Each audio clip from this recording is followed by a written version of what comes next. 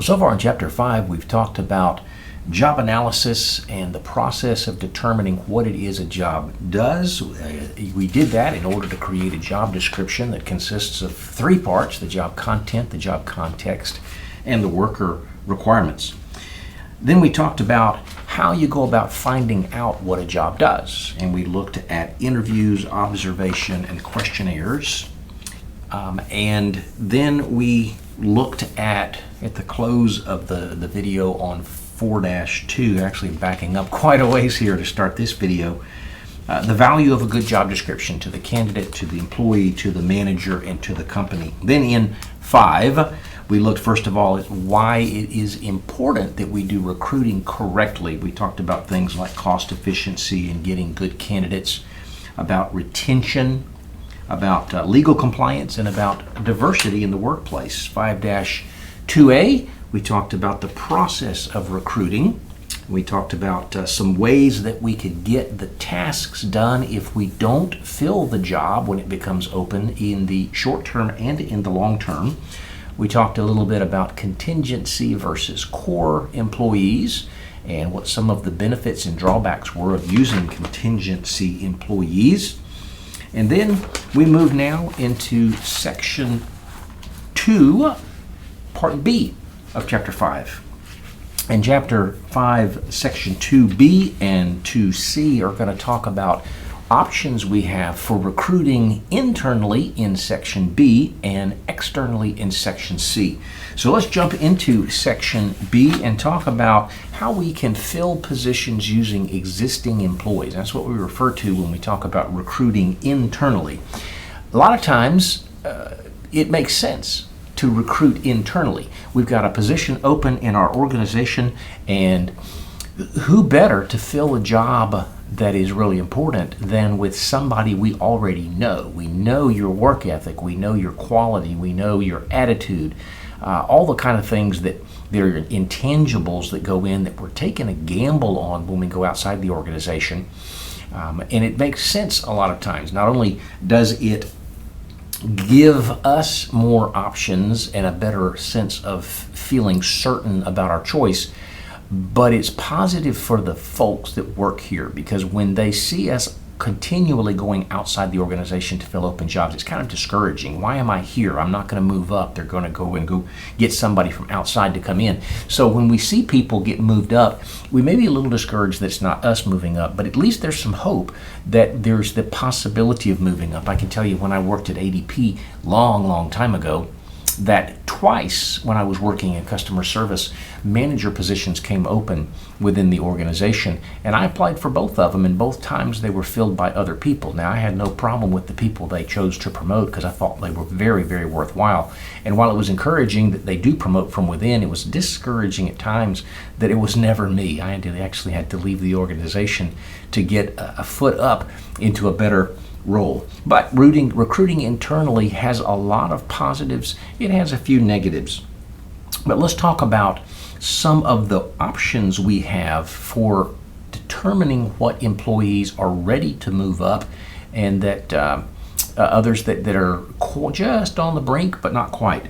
One way that we can recruit internally is through the use of something called a career progression system. That is where we have some sort of a plan laid out for an individual employee. It's kind of customized a lot of times. When we look at an employee and where they are and what their career looks like in the big picture 5 years, 10 years from now, we kind of have an idea, and they kind of have an idea of the path they could take through our organization, how they could progress in their career. Sometimes that means moving laterally. It means moving from administration into sales, which is kind of a step sideways. Maybe sometimes it includes or is embodied in moving up through promotions. What are the advantages of career progression systems? They're very quick to put together. I mean, it takes a little bit of time on the front talking about what you want to do and what we think you can do. But when we kind of have a plan laid out, it's easy to say, you know what, this position's open. We've talked about this for a while and we've been working you towards this. Let's go ahead and make this happen. So it can be very quick. And another possibility we've talked about is that we know them. We know their work ethic and their quality and all that kind of stuff. It's also positive because they know us. They are familiar with the company. They know the people they're going to be working with. And it can be done fairly easy if we've got a good functional computer database, so career progression systems. Another way that we can do internal recruiting is through supervisor selection. And that's where a position comes open and we ask our managers to nominate somebody or recommend somebody who could move up. This is important for test purposes. I'm going to ask you a question about positives and negatives of supervisor selection. The positives, as we've said on the career progression system, is that the managers know the employees. So they know the strengths of those employees and they know their personality and whether they would be a good fit. The negatives can be pretty big, though, because the supervisors can be very subjective in their estimation. They can play favorites sometimes. You may have somebody that has all the qualities but doesn't get along with the manager who's making the recommendation, and the manager's going to ignore them every time, so it becomes a detriment to that employee. So it can be very subjective, and there can be favoritism involved, and it can be discrimination. It could be that there's a manager somewhere who just doesn't like the idea of females in leadership roles or doesn't like the idea of Asians or African Americans, and so discrimination can play a part when it's somebody's subjective opinion. But supervisor selection, the bosses know an awful lot about their people, so even if we don't make that completely the answer to who gets promoted, asking our managers for their opinions probably is helpful as part of the process. One other way that we can do internal recruiting is through job posting. As it sounds, that's where we literally almost either online or in the break room have a bulletin board where we post pieces of paper with jobs that are open, and people can go, employees can go when they're on their break and look at that board and look at the jobs and see if there's anything that they're interested in and then go apply for those if they want to. I'm going to ask you another question on the test about some advantages and disadvantages of job posting. So be sure you're familiar with supervisor selection and be familiar with job posting. The positives of job posting is that the employees know what they want, they know their own strengths and their weaknesses, and they can look for those jobs that fit with their strengths and their interests. When they know that there are opportunities, maybe there's nothing on the board right now, but we see some things that are kind of close, so we know that things are going to be coming open. They can motivate themselves to be prepared when that day comes. It allows us to, as employees, escape bad situations. So I'm in a job, I'm not real happy with my manager. When we post the jobs that are open and let me apply for the ones I like, I know that I can at some point get out from under this bad manager or away from these people that I don't get along with. And still stay with the company, not have to leave. So there's several positives about job posting. A couple of negatives is that it can be slow to fill a position if nobody's interested in that position. So what may happen is that we post it hoping somebody will apply. We go 2 or 3 weeks and nobody says anything, and then we end up having to go outside and we've lost 2 or 3 weeks waiting and hoping for somebody internally.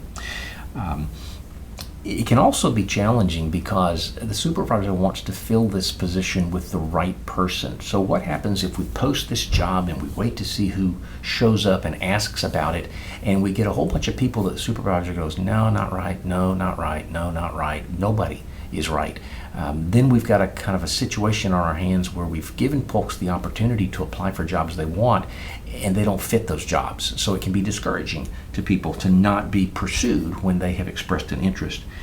And so if the right people don't apply, it can be tough on the supervisors. And the last thing that's kind of negative about job posting is that unless we've got some parameters or some guidelines, employees can hop from one job to the next regularly. You may have to stay in a job a year or two once you move into it, but every year or two you could change to a new job theoretically. The last internal method of recruiting that we want to consider is career development. It's a little bit similar to career progression that we talked about first, but the idea is that we really have a plan on how folks can develop. We identify promising candidates for certain jobs and we kind of groom them. We send them to classes and we mentor them and we give them assignments that are going to grow them in the areas that they need to be strong in. Positive is that we retain them a whole lot easier when we're preparing them for something that's in the near future. Keep in mind that it shouldn't be 10 years from now, it should be in the next couple of years. As long as I, as an employee, feel like you are grooming me, preparing me, actively involved with me to help me grow, I'm willing to wait another year if that's what it takes, 2 years maybe if that's what it takes. And it's also positive that because we're grooming people, there's always somebody ready. And we keep in mind that not every manager's position is isolated. There are common characteristics across all managers' positions. So maybe I'm grooming you for this particular manager slot, but it doesn't come open when I think it was, and yet that one does. I might can move you into that one without a whole lot of adjusting because there's so much similarity between management opportunities. The negatives here are that we can invest some time and some effort and some money into grooming somebody, developing somebody, and then they leave and they take all of that grooming with them to another company. So that can leave us a little bit frustrated. That's just a handful of internal recruiting methods. If you get into HR staffing class, we'll look at a lot more in depth at those things, but those are some of the basics, and I want you to understand, at least for test purposes, the supervisor selection and the job posting, and make sure that you understand those and can give me big picture thinking, some of the positives and negatives of doing it that way. The last video associated with Chapter 5 is going to be Section 2C, talking about external recruiting, and just like this one, we'll look at several different possibilities we can use. We'll kind of talk about some positives, some negatives, and there's a couple of them in there that I'm going to want you to know a little bit fresher off your head and be able to apply. But that's it for now on Section 5-2B. Hope that you are getting something out of these videos and getting a better idea of how to prepare for tests. I'll see you again in a little while.